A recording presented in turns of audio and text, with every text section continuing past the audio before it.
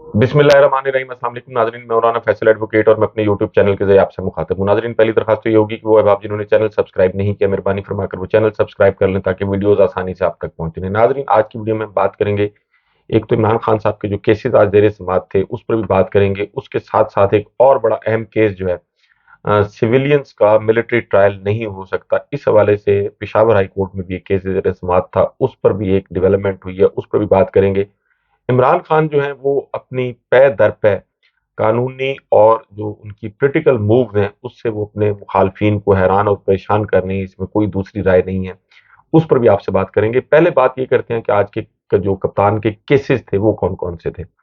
नाजरीन, एक तो आज इस्लामाबाद हाई कोर्ट में इमरान खान साहब की जो नाअहली थी इलेक्शन कमीशन ऑफ पाकिस्तान की जानिब से, उसको चैलेंज किया गया था और वो इस्लामाबाद हाई कोर्ट में जेर समाअत थी। आज इमरान खान साहब की जानिब से उसमें लतीफ खोसा जो है वो पेश हुए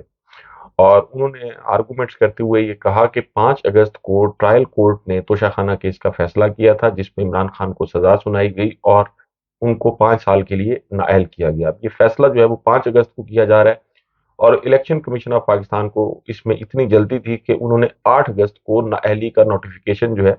वो भी जारी कर दिया, जो कि 5 साल के लिए था। और फिर उन्होंने ये भी कहा कि जिस ऑर्डर की बुनियाद पर ये notification election commission of Pakistan ने जारी किया, वो ऑर्डर जो है मुअत्तल हो चुका है और फिर हमने इसलिए यहाँ फैसला किया, फैसला चैलेंज किया। लेकिन यहाँ हमारे फैसला चैलेंज करना था और इलेक्शन कमीशन ऑफ पाकिस्तान ने जो है वो इमरान खान साहब को 5 साल के लिए नाअहल कर दिया। तो फिर चीफ जस्टिस आमिर फारूक साहब ने उस पर एक बड़ा अजीब सा सवाल किया कि जी, आप ये कह रहे हैं कि सजा मुअत्तली के ऑर्डर में तरमीम हो, तो फिर लतीफ खोसा साहब ने जो इलेक्शन कमीशन ऑफ पाकिस्तान का इमरान खान साहब की नाअहली का नोटिफिकेशन था वो पढ़ के सुनाया और उसने उन्होंने कहा कि जी, मैं क्यों कह रहा हूं कि फैसले को मुअत्तल किया जाए। 8 फरवरी को इलेक्शन होने जा रहे हैं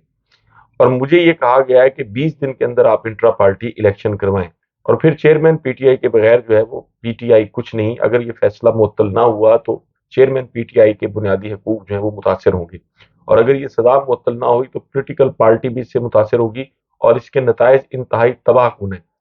इलेक्शन में सबको लेवल प्लेइंग फील्ड जो है वो मिलनी चाहिए। अब बुनियादी तौर पर इस फैसले के बाद जो है वो चीफ जस्टिस आमिर फारूक साहब भी फंस चुके हैं और उसकी बुनियादी वजह यह है कि वो फैसला जिसकी बुनियाद पर इमरान खान साहब को सजा सुनाई गई थी, सजा सुनाने वाला उस फैसले का एक पोर्शन था, दूसरा पोर्शन उसमें उनकी डिस्क्वालिफिकेशन थी। तो जब सजा सुनाने वाला फैसला मुअत्तल हो चुका है तो ऑटोमेटिकली डिस्क्वालिफिकेशन जो है वो भी मुअत्तल हो गई है। लेकिन चूंकि इस मुल्क में इलेक्शन कमीशन ऑफ पाकिस्तान जो है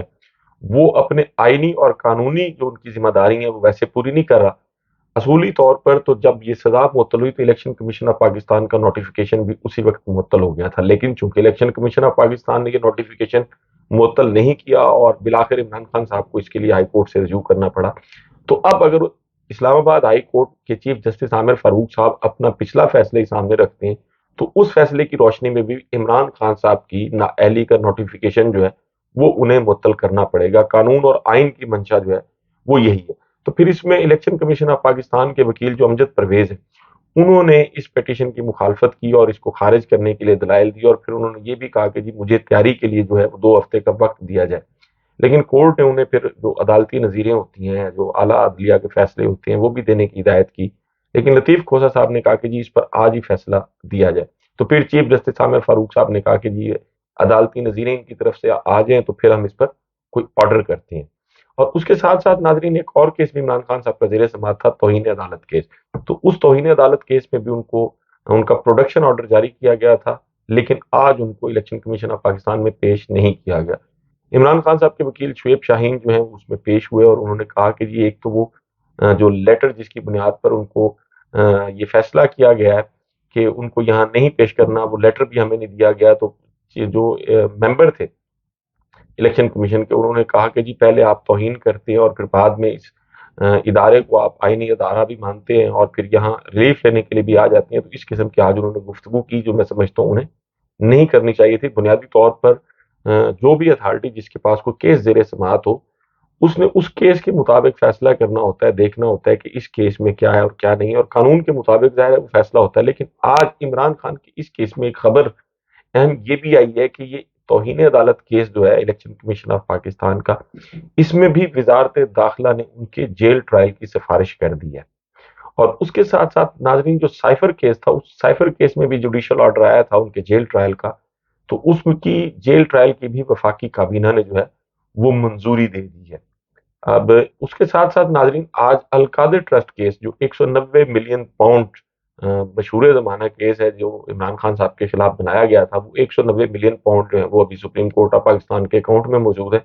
لیکن بہرحال اس کیس کا ٹرائل جو ہے وہ اس کا سامنا کر رہے ہیں عمران خان صاحب۔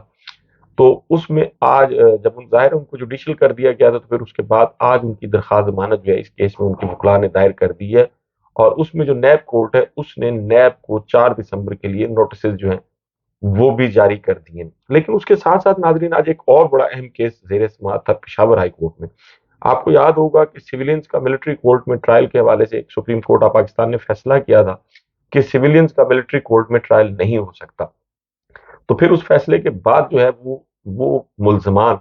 جن پر آرمی عدالتوں میں مقدمات چلائے جانے تھے اور جو آرمی کی کسٹڈی میں تھے، ان کی سول انتظامیہ کو حوالگی کا کیس جو ہے وہ دائر کیا گیا تھا، تو آج پشاور ہائی کورٹ میں اس کی سماعت تھی۔ تو 2 رکنی یہ بینچ تھا جس میں مسٹر جسٹس اعجاز انور اور جسٹس ایس ایم عتیق شاہ پر مشتمل یہ بینچ نے اس کی سماعت کی۔ تو آج جو اس میں درخواست گزار کے وکیل تھے شاہ فیصل عثمان خیل، انہوں نے کہا کہ جی سویلینز کا ٹرائل جو ہے وہ سپریم کورٹ نے غیر قانونی قرار دیا ہے، اور فیصلے کے باوجود جو ملزمان ہیں وہ ابھی تک ملٹری کے پاس ہیں۔ تو پھر یہ جسٹس اعجاز صاحب نے ان سے سوال کیا کہ جو ملزمان ہیں وہ سینٹرل جیل میں ہیں یا ملٹری کے پاس ہیں؟ تو جو درخواست گزار کے وکیل تھے انہوں نے کہا کہ جی ابھی جو تمام تر ملزمان ہیں وہ ملٹری کے پاس ہیں۔ تو پھر جسٹس اعجاز انور صاحب نے یہ سوال کیا کہ سپریم کورٹ کے فیصلے کے بعد کیسے ملٹری ملزمان کو اپنے پاس رکھ سکتی ہے؟ اور پھر اس پر ایڈیشنل جو اٹارنی جنرل تھے انہوں نے کہا کہ جی حکومت نے سپریم کورٹ میں اپیل دائر کر دی ہے۔ تو پھر اس پر فاضل جسٹس اعجاز انور صاحب نے کہا کہ جی حکومت نے سپریم کورٹ میں اپیل دائر کر دی ہے تو ٹھیک ہے، لیکن کس حیثیت میں ملزمان کو اپنے پاس رکھا ہوا ہے؟ تو پھر اٹارنی جو ایڈیشنل اٹارنی جنرل تھے انہوں نے کہا کہ جی ہمیں کنفرم نہیں ہے کہ جیل میں ہیں یا ملٹری کے پاس ہیں۔ تو پھر انہوں نے کہا کہ جی آپ کنفرم کریں اور اس کے بعد جو ہے وہ پھر ہم اس کیس کو سنتے ہیں۔ تو یہ آج ایک بڑا اہم کیس ہے ناظرین، اس میں کوئی دوسری رائے نہیں ہے کہ پاکستان کی سب سے بڑی عدالت جو ہے وہ ایک فیصلہ کر چکی ہے۔ فیصلہ غلط یا صحیح بہرحال عدالتوں کا آپ کہہ سکتے ہیں کہ ہو سکتا ہے، لیکن بہرحال فیصلے پر عمل درآمد وہ کرنا ہوتا ہے۔ تمام ادارے پاکستان کے اس فیصلے پر عمل درآمد کرنے کے پابند ہیں، لیکن آج اتنے دن گزرنے کے باوجود وہ ملزمان جن پر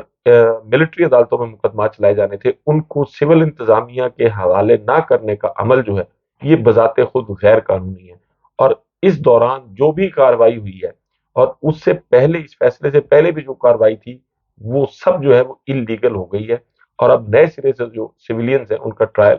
عام عدالتوں میں ہوگا جب تک اس اپیل کا فیصلہ نہیں ہوتا۔ اگر اپیل جو ہے خارج کر دی جاتی ہے تو پھر وہ ظاہرہ صاحب کا جو فیصلہ ہے اس کی روشنی میں سب کچھ ہوگا، لیکن اگر اپیل جو ہے وہ منظور ہو جاتی ہے تو پھر نئے سرے سے دیکھا جائے گا۔ لیکن اس کے ساتھ ساتھ ناظرین یہ بھی ایک بڑی اس میں اہم بات ہے کہ وہ لوگ جن کو ابھی تک جو ملٹری کی کسٹڈی میں 9 مئی کے مقدمات اور 10 مئی کے مقدمات کے حوالے سے ان کے ورثاء کی جانب سے یہ کہا جا رہا ہے کہ ان کی ملاقات جو ہے وہ ابھی تک اپنے پیاروں سے نہیں کرائی گئی، اور ایک ہی ملاقات وہ بیرسٹر حسان نیازی جو عمران خان صاحب کے بھانجے ہیں ان کی بھی ایک ہی ملاقات اب تک جو ہے وہ ان کے والد سے کرائی گئی ہے۔ یہ ساری چیزیں جو ہے وہ بہرحال عدالتیں اس کو دیکھ بھی رہی ہیں، لیکن پاکستان میں جو اختیارات اور طاقت کا استعمال ہے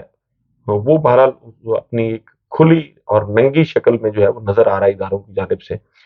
ناظرین آج جب یہ سارا سلسلہ ایک تو عدالتوں میں یہ چل رہا ہے، دوسرا عدالتوں کے اندر جو ہے وہ بھی صورتحال مختلف نہیں ہے۔ ناظرین جسٹس مظاہر علی اکبر نقوی صاحب جو ہیں ان کے خلاف ایک سپریم جوڈیشل کونسل میں ریفرنس فائل کیا گیا تھا، اس ریفرنس میں انہیں شوکاز دیا گیا اور پھر وہ شوکاز پبلک بھی کیا گیا، تو اس پر انہوں نے شوکاز کی کارروائی جو ہے وہ چیلنج کی تھی، تو پھر اس کے بعد انہیں دوسرا شوکاز دیا گیا، تو دوسرے شوکاز کو بھی انہوں نے چیلنج کر دیا۔ ایک تو اس میں کرپشن کے لفظ پہ ان کی جانب سے بڑا سخت اعتراض کیا گیا ہے، اور پھر انہوں نے یہ بھی کہا کہ جب تک میرے اعتراضات جو ہیں ان کا اوپن کورٹ میں فیصلہ نہیں کیا جاتا تب تک جو ہے وہ سپریم جوڈیشل کونسل کا اس ریفرنس کے بارے میں کوئی بھی فیصلہ جو ہے وہ غیر قانونی ہوگا۔ تو آج جو ہے وہ سپریم کورٹ میں تو خیر پہلے بھی رفٹ تھی، تو آج جسٹس مظاہر علی اکبر نقوی صاحب کی جانب سے اس کو چیلنج کرنا وہ یہ بتا رہا ہے کہ سپریم کورٹ اور سپریم جوڈیشل کونسل جو ہے وہ کیا کرنے جا رہی ہے ان کے خلاف۔ ناظرین آج ہی بشرا بی بی کی ایک کیس اسلام آباد ہائی کورٹ میں زیر سماعت تھا، جس میں انہوں نے اپنے فون بگنگ اور آڈیو لیکس کے خلاف جو ہے وہ درخواست دی تھی، اور آج اس درخواست کی سماعت تھی۔ اور اس میں جسٹس بابر ستار صاحب جو ہیں انہوں نے وزیر اعظم پاکستان سے، ان کے دفتر سے جو ہے وہ جواب بھی طلب کیا تھا اور بڑے سخت ریمارکس بھی پاس کیے تھے۔ لیکن مزے کی بات یہ کہ اس کیس کی سماعت کے دوران، ابھی یہ 11 دسمبر کو یہ کیس سماعت کے لیے فکس ہے، لیکن اس سماعت کے دوران ہی ان کی بشرا بی بی کی اور لطیف کوسا صاحب کی جو گفتگو تھی وہ بھی اس لیک ہو گئی ہے، اور اس کی آڈیو جو ہے وہ بھی منظر عام پہ آ گئی ہے۔ اب ناظرین، پاکستان میں کون سا ادارہ جس کو کسی کی واٹس ایپ کال یا کال اختیار ریکارڈ کرنے کے اختیار حاصل ہے، کس کے پاس اکوپمنٹ ہے، اس کا فیصلہ کرنا جو ہے وہ بہت زیادہ مشکل نہیں ہے۔ ظاہر ہے پاکستان میں یہ کام خفیہ ادارے، خفیہ ایجنسیز کرتی ہیں، لیکن یہ انتہائی شرمناک بات ہے کہ ایک وکیل کی اپنی کلائنٹ کے ساتھ کی گئی گفتگو جو ہے اس کو بھی پبلک کیا جا رہا ہے۔ لیکن اس کے ساتھ ساتھ ناظرین، جہاں تک میں نے ویڈیو کے شروع میں بات کی تھی کہ عمران خان صاحب جو ہے وہ اپنی پولیٹیکل اور جو قانونی ان کے فیصلے ہیں اس سے وہ اپنے مخالفین کو حیران کر رہے ہیں۔ ناظرین، عمران خان صاحب نے جو بیرسٹر گوہر کی بطور قائم مقام چیئرمین پی ٹی آئی کی تقرری کا جو اور ان کی نامزدگی کا جو فیصلہ کیا،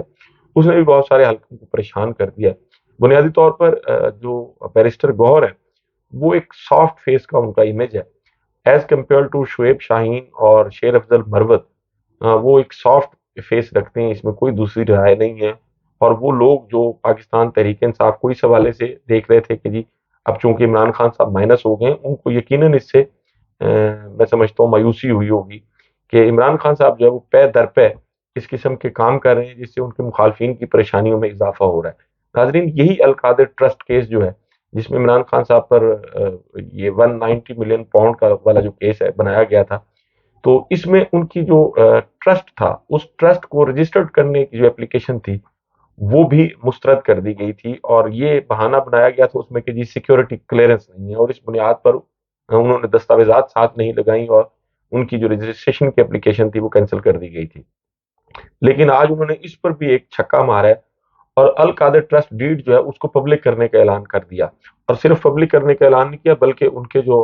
وکلاء ہیں، انتظار حسین پنجوتا صاحب، انہوں نے پریس کانفرنس بھی کی، اور اس پریس کانفرنس میں انہوں نے بہت ساری چیزیں جو ہیں وہ میڈیا کے سامنے رکھ دی ہیں کھول کے۔ اور اس میں جو سب سے اہم چیز ہے وہ یہ ہے کہ ایک تو جو ٹرسٹی ہیں یعنی عمران خان اور ان کی اہلیہ، وہ اس ٹرسٹ سے کسی قسم کا کوئی مالی فائدہ نہیں لے سکتے، کسی قسم کی کوئی تنخواہ یا دیگر جو مالی مفادات ہیں وہ اس سے حاصل نہیں کر سکتے۔ اور پھر اس میں یہ بھی ہے کہ ان کے بعد نہ ٹرسٹی اور نہ ٹرسٹی کے رشتہ دار وہ کسی قسم کا کوئی سے مالی فائدہ لے سکتے ہیں۔ اب کرپشن کس لیے کی جاتی ہے؟ ظاہر ہے مالی مفادات کے لیے کی جاتی ہے، لیکن اب جو ٹرسٹی ہے وہ کہہ رہا ہے کہ جی نہ تو ٹرسٹی اس سے تنخواہ لے سکتا ہے، اور نہ ہی ٹرسٹی کے بعد اس کے فیملی ممبرز جو ہے وہ کسی قسم کی کوئی تنخواہ، مفادات، کوئی بھی مالی چیز جو ہے وہ اس سے حاصل نہیں کر سکتے۔ تو یہ القادر ٹرسٹ کیس اگر شیر افضل صاحب کی زبانی بات کی جائے تو اس پریس کانفرنس کے بعد جو آپ انتظار حسین پنجوتا صاحب نے کی ہے وہ القادر ٹرسٹ کیس بھی بڑھ گیا۔ ناظرین، آپ سے ملاقات ہوگی اگلی ویڈیو میں۔ اپنا اور اپنے ارد گرد کے لوگوں کا بہت خیال رکھیے گا۔ اللہ حافظ۔